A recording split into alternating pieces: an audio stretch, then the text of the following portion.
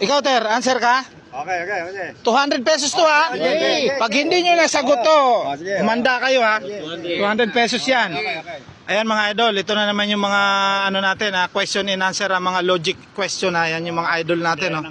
Yan, ito pa may kasama pa tayo isa ditong napakapogi oh, ayan oh.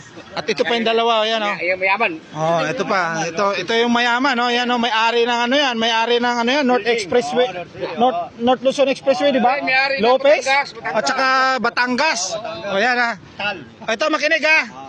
Para 200 pesos ha. Okay ma. Ilan butas ang Skyflex? Ilan ang butas ng Skyflex? Ayan. Sige. Tatlo. Ikaw parang magli. Ilan ang butas ng Skyflex? 200 pesos! 200 pesos! Wala. Sabi mo matalino, di ba? Ayan. Paggamitin mo yung ano mo, talino mo. Ayan. Ngayon, ilabas mo yung talino mo. 200 pesos, Ter. Ba't tulala ka, Ter?